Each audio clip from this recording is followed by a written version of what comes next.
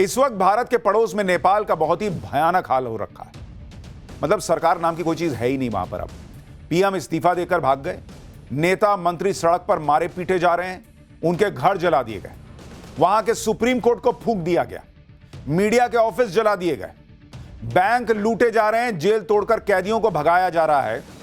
मतलब लगभग वही हाल है जैसा बांग्लादेश में हुआ था। एक आंदोलन जो जेन जी युवाओं के नाम पर चला, एक आंदोलन जो करप्शन के विरोध में चला, वो आंदोलन अब अराजकता में डूब चुका है।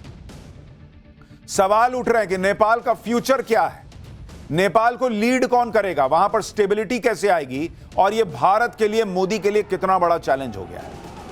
ये सारे सवाल उठ रहे हैं क्योंकि भारत के पड़ोस में इस तरह की अराजक स्थिति होना, इसे भारत हल्के में नहीं ले सकता। क्योंकि हमने पिछले साल ही बांग्लादेश का हाल देखा था, बांग्लादेश जैसा हूबहू पैटर्न नेपाल में दिखा है। बांग्लादेश में आज किस तरह से भारत विरोधी एजेंडा चल रहा है, ये सब देख चुके हैं। और इसलिए नेपाल में भड़की आग के पीछे यह सवाल सुलग रहा है कि क्या नेपाल के बाद अगला टारगेट भारत है? क्या अगला निशाना भारत का चिकन स्नैक हो सकता है? अगर आप भारत के चिकन स्नैक का मैप देखेंगे तो उसमें एक तरफ नेपाल है और दूसरी तरफ जो है बांग्लादेश है। आप देखिए, ऊपर नेपाल, नीचे बांग्लादेश, और बीच में जो वो पतला सा हिस्सा है वो चिकन स्नैक है। और अब बांग्लादेश में कट्टरपंथी बैठे हैं, नेपाल में बांग्लादेश वाला पैटर्न दिख रहा है, सरकारों को गिरा दिया गया, अराजकता फैल चुकी है। क्या मोदी के नए भारत को टारगेट करने के लिए अब चिकन स्नैक निशाने पर आ सकता है? क्या कोई बड़ी साजिश का हिस्सा है जो नेपाल में हो रहा है? नेपाल में भड़की आग से भारत के चिकन स्नैक को क्या खतरा हो सकता है? भारत के चिकन स्नैक की बातें क्यों हो रही हैं? भारत ने क्या तैयारी की है, सब आपको बताऊंगा। नेपाल में ताजा हालात की तस्वीरें भी दिखाऊंगा। नेपाल में ओली सरकार के गिरने के बाद अब आगे क्या होगा यह भी बताऊंगा। पहले नेपाल में आज दूसरे दिन जो बवाल मचा उसकी तस्वीरें देखिए, जो पहले दिन से भी ज्यादा भयानक और भयावह है। भारत के पड़ोस में ऐसी आग लग जाएगी किसी ने सोचा नहीं था। नेपाल से बहुत ही खौफनाक तस्वीरें आ रही हैं। जेन जी प्रोटेस्ट को 24 घंटे भी नहीं हुए कि तख्ता पलट हो गया। नेपाल की संसद पर युवाओं ने कब्जा कर लिया, संसद भवन में आग लगा दी गई है। इधर संसद में जेन जी घुस गए, उधर नेपाल के पीएम इस्तीफा देकर भाग निकले। इधर संसद भवन जल रहा था, उधर पीएम के लिए आर्मी का हेलीकॉप्टर मंगाया गया और हेलीकॉप्टर में बैठाकर पीएम को कहीं और ले जाया गया। ऐसे हालात 24 से 48 घंटे के अंदर नेपाल में बन गए और जेन जी का आंदोलन बताया जा रहा है। नेपाल के पीएम ही नहीं भागे, कई मंत्री और नेता भी इसी तरह भागे। जो नहीं भाग गए वो कैसे जेन जी के हाथ चढ़ गए, इस आंदोलन के हाथ चढ़ गए, क्या हाल हुआ उनका, देखकर आपके रोंगटे खड़े हो जाएंगे। नेपाल के जो नेता और मंत्री भाग नहीं पाए और भीड़ के हत्थे चढ़े, उन्हें दौड़ा दौड़ा कर भीड़ ने पीटा है बॉस। उनके घरों में आग लगा दी। जैसे आप ये वीडियो देखिए, इसमें नेपाल के वित्त मंत्री को, फाइनेंस मिनिस्टर को देखिए कैसे दौड़ा के पीटा जा रहा है, और ये देखिए कैसे लात मारा जा रहा है।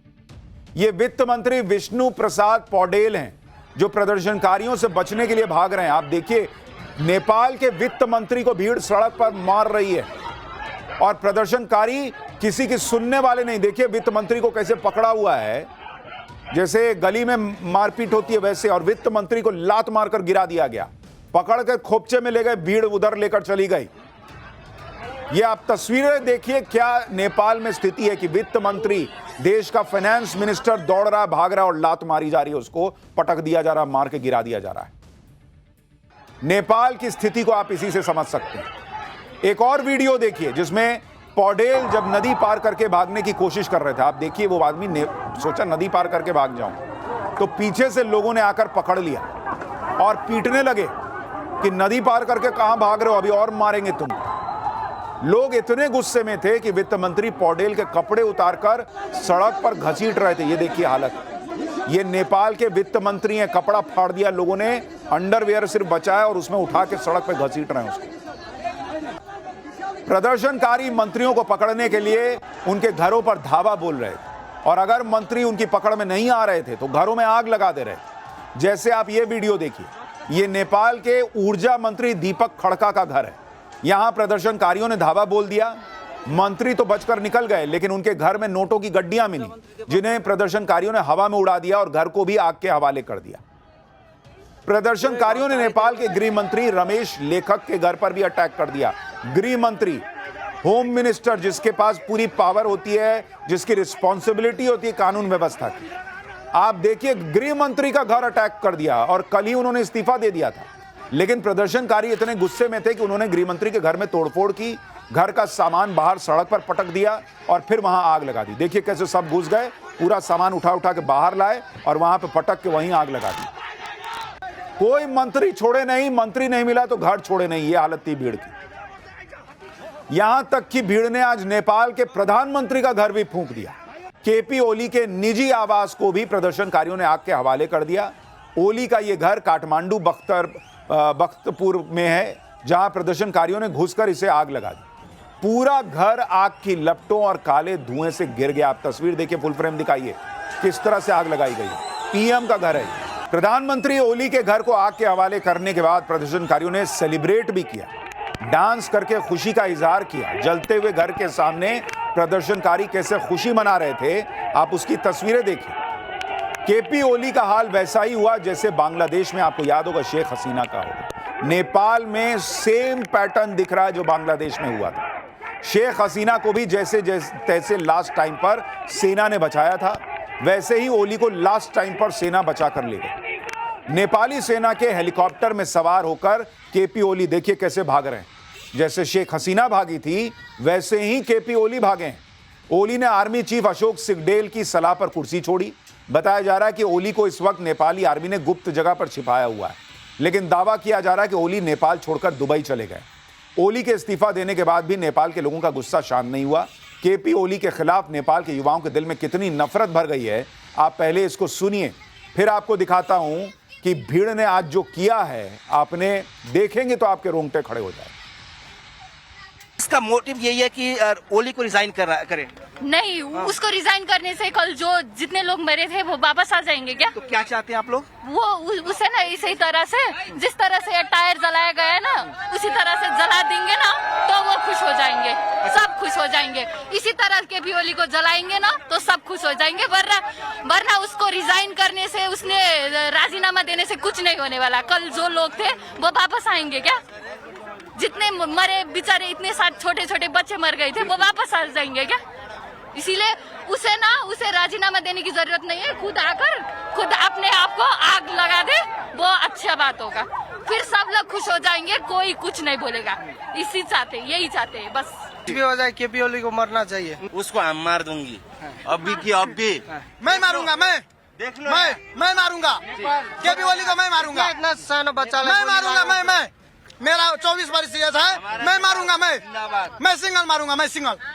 वो खाली आ जाए यहाँ पर, मैं मारूंगा। आप लोगों का गुस्सा देखिए।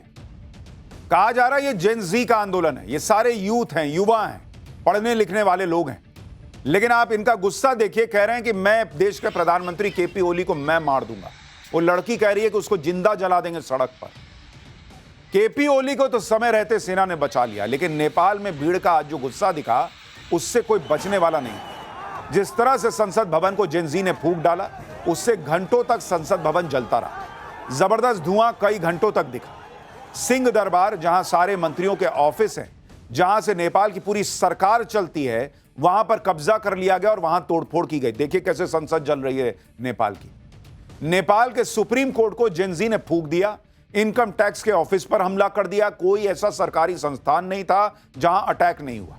नेपाल में बवाल की एक एक तस्वीर आपको दिखा रहा हूं, लेकिन पहले नेपाल की संसद के भीतर से टाइम्स नाउ नवभारत की एक्सक्लूसिव रिपोर्ट देखिए कि संसद के अंदर क्या हो रहा था। फिर बताऊंगा कि कैसे नेपाल के राष्ट्रपति का घर भी नहीं बच पाया और किस महिला को जिंदा जला दिया गया।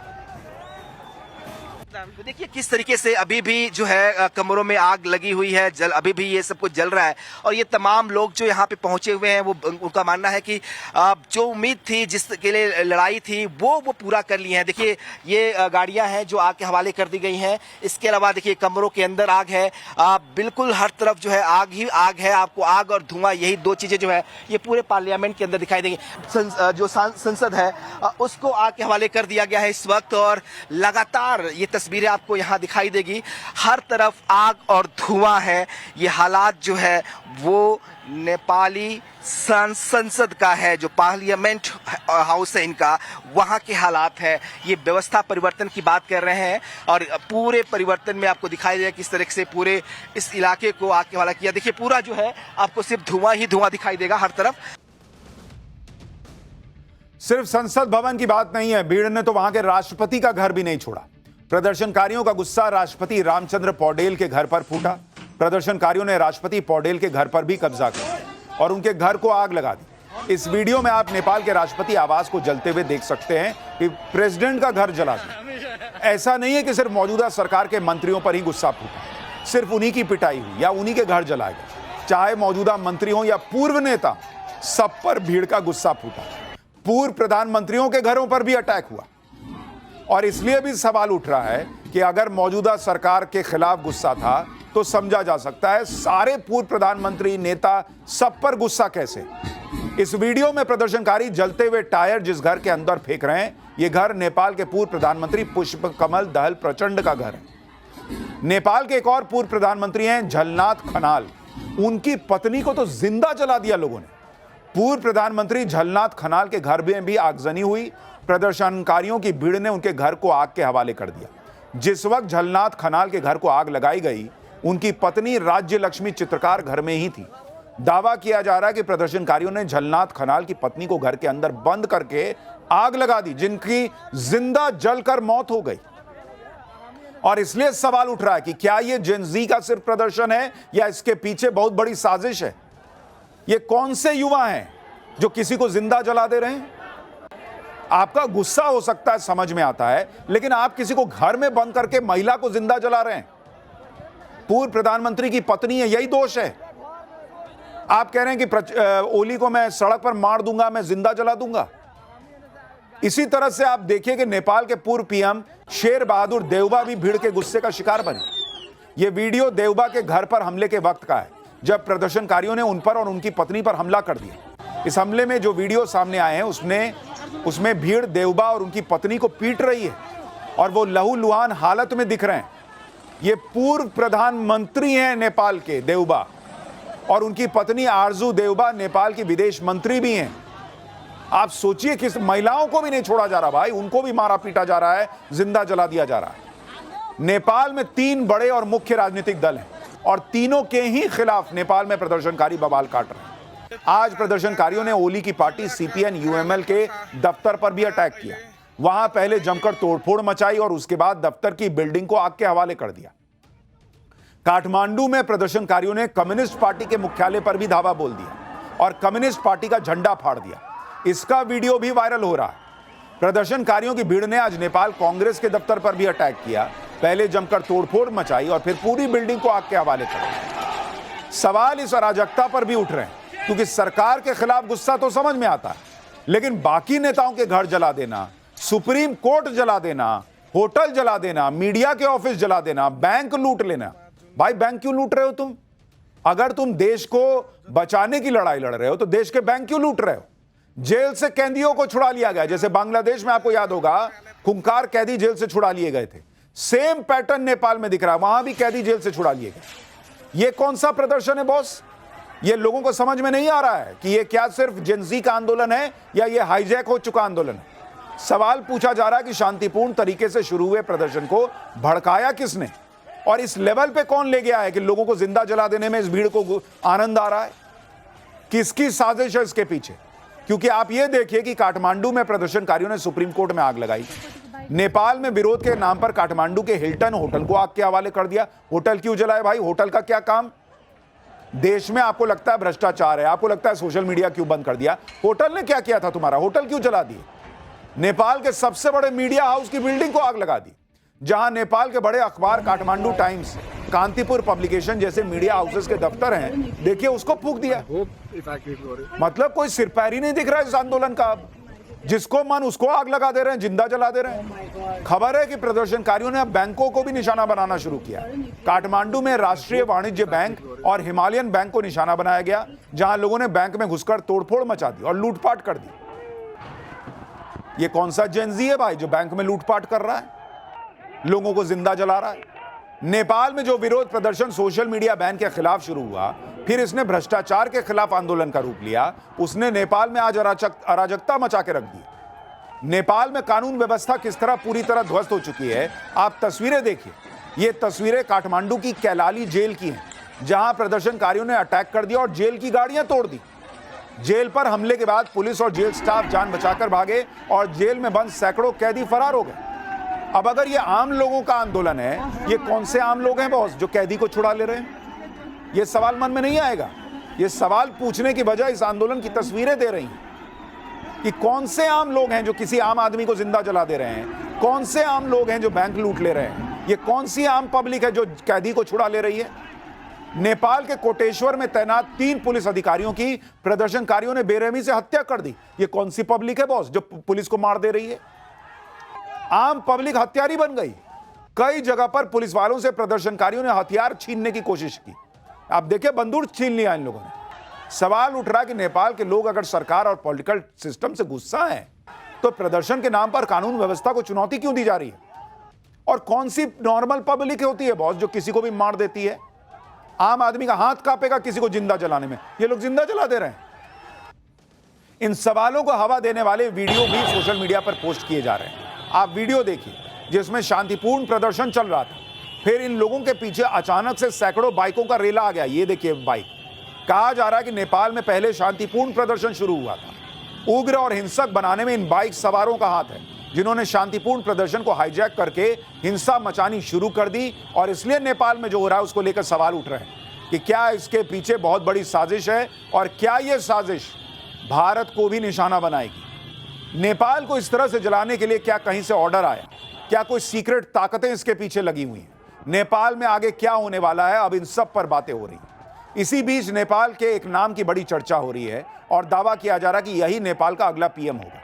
कहा जा रहा है कि नेपाल के युवा बालेन्द्र शाह को नए पीएम के तौर पर देखना चाहते हैं। ये बालेन्द्र शाह हैं। बालेन्द्र शाह बालेन शाह के नाम से जाने जाते हैं। बालेन शाह काठमांडू के मेयर हैं। जेन सी प्रदर्शन में जब सड़कों पर युवा उतरे तो बालेन ने फेसबुक पर लिखा था कि उनका पूरा सपोर्ट प्रदर्शनकारियों के साथ है।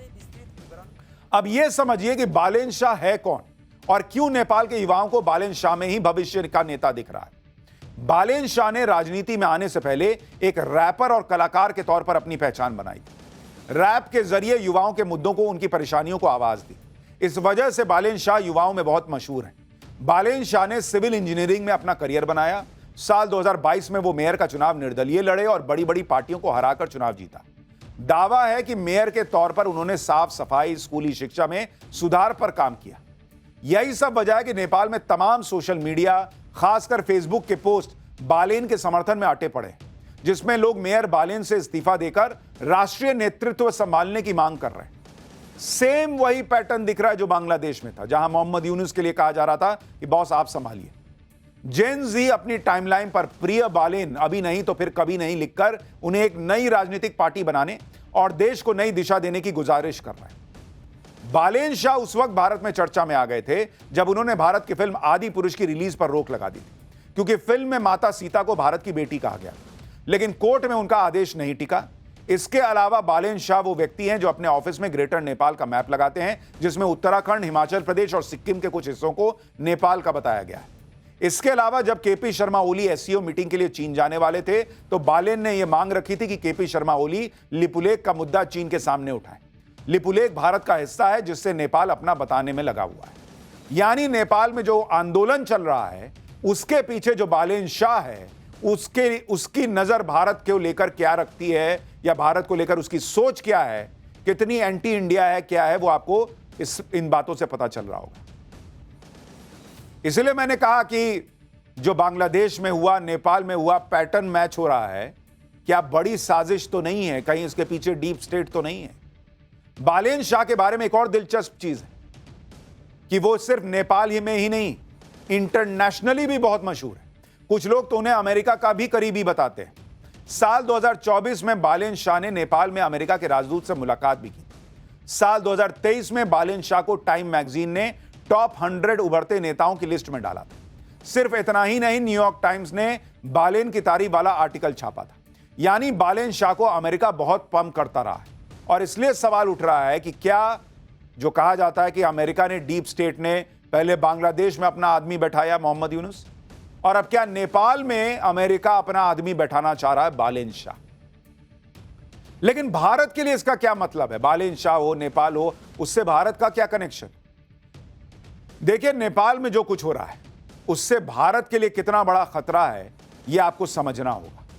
भारत के चिकन स्नेक के लिए कैसे दो फ्रंट से खतरा बढ़ गया है, जिसकी बात हमने सबसे पहले की थी। आपको फिर से वो मैप दिखाता हूं जो भारत का चिकन स्नेक कहा जाता है और कहां पर है, यह आपको समझना होगा। जरा इसको, मैप को दिखाइए। अब आप इस तस्वीर को देखिए, भारत का मैप है और ये जो आपको तस्वीर दिखा रहा हूं, यह भारत का चिकन स्नेक है। यह बहुत संकरा सा इलाका है। इसको जरा जूम करके दिखाइए इस हिस्से को। यहां अगर आप देखेंगे, एक तरफ ऊपर आपको नेपाल दिख रहा है, इधर भूटान है और इधर बांग्लादेश है। और नेपाल और बांग्लादेश के बीच में ये जो आप छोटा सा हिस्सा देख रहे हैं, इसी को चिकन स्नेक कहा जाता है, क्योंकि ये जो भारत का ये हिस्सा है और पूर्वोत्तर का हिस्सा है, दोनों को जोड़ने के लिए एक गलियारा सा है। और ये कॉरिडोर सिर्फ 22 किलोमीटर चौड़ा है। ये जो आप देख रहे हैं हिस्सा, ये 22 किलोमीटर चौड़ा है। और इस कॉरिडोर में बिहार का कुछ हिस्सा आता है और पश्चिम बंगाल का कुछ हिस्सा आता है। यह कॉरिडोर भारत के 8 उत्तर पूर्वी राज्यों को देश के बाकी हिस्सों से जोड़ने के लिए, जैसे इधर अब आपको थोड़ा और विस्तृत मैप दिखा रहा हूं। इधर देखिए नेपाल है, ये 21-22 किलोमीटर का हिस्सा है जिसको चिकन स्नेक कहा जाता है। इधर आप पश्चिम बंगाल देख रहे हैं और यहां बांग्लादेश है। तो नेपाल और बांग्लादेश के बीच का यह हिस्सा है। इसलिए यह रास्ता भारत की संप्रभुता और सामरिक दृष्टि से बहुत अहम है। आपको वो शर्जील इमाम याद है जो जेल में बंद है? उसने यही कहा था कि भाई ये हिस्सा जो है चिकन स्नेक काट देना है हमको। अगर इस कॉरिडोर पर अटैक हो जाए तो भारत के बाकी हिस्सों का नॉर्थ ईस्ट से कनेक्शन कटने का खतरा सीधे सीधे बढ़ जाएगा। और भारत के चिकन स्नेक के एक साइड में नेपाल है, दूसरे साइड में बांग्लादेश। इसलिए अब कहा जा रहा है कि भाई आप अगर इसको देखेंगे, इधर नेपाल में बवाल हो गया, अब यहां जो बवाल है, और यहां आप देखिए बांग्लादेश में वो कट्टरपंथियों की सरकार है।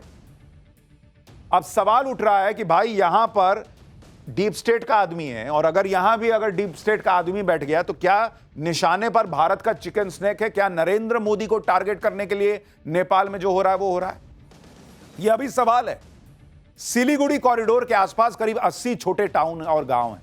इनका कुछ हिस्सा बिहार के किशनगंज में भी आता है और कुछ हिस्सा पश्चिम बंगाल के दार्जिलिंग, उत्तरी दिनाजपुर, जलपाईगुड़ी, अलीपुरद्वार और कूच बिहार में आता है। इसलिए नेपाल में जो हो रहा है उसको आप सिर्फ नेपाल की दृष्टि से नहीं देख सकते बॉस। भारत के लिहाज से भी आपको यह समझना होगा कि यह कितना बड़ा खतरा है। बड़ा खतरा यह भी है कि बांग्लादेश में इस समय जो सरकार है वो मोहम्मद यूनुस चला रहा है और वहां पूरा एंटी इंडिया एजेंडा चलता है। अगर नेपाल में भी ऐसा कुछ आगे हुआ तो खतरा हमारे चिकन स्नेक के लिए बढ़ेगा। और क्या अगर इसके पीछे डीप स्टेट है तो मोदी को न झुका पाने वाला डीप स्टेट क्या अब इस तरह से कुछ साजिश रच रहा है? आपको यह भी याद दिलाना जरूरी है कि मोहम्मद यूनुस वो व्यक्ति है जो मार्च में चीन के दौरे पर गया था और उसने भारत के चिकन स्नेक को लेकर ऐसा बयान दिया था जिससे भारत के कान खड़े हो गए। मोहम्मद यूनुस ने तब भारत के चिकन स्नेक का जिक्र किया था और कहा था कि भारत के 7 राज्य हैं, भारत के पूर्वी हिस्से जिन्हें 7 सिस्टर्स कहा जाता है, यह भारत के लैंड लॉक्ड क्षेत्र है। समंदर तक उनकी पहुंच का कोई रास्ता नहीं है। इस क्षेत्र के लिए समंदर के अकेले संरक्षक हम यानी बांग्लादेश है। मोहम्मद यूनुस की इस टिप्पणी को भारत के चिकन नेक से जुड़े खतरे के तौर पर देखा गया था और इस टिप्पणी पर बड़ा विवाद हुआ था। आप कड़ियां जोड़िए बॉस। अभी कुछ महीने पहले ये चिकन स्नेक की बात करता है मोहम्मद यूनुस, फिर आप देखिए कि पिछले महीने अगस्त में ही पाकिस्तान के डिप्टी पीएम और विदेश मंत्री इशाक डार, वो भाई बांग्लादेश गया हुआ था। यानी बांग्लादेश और पाकिस्तान मिलकर खिचड़ी पका रहे।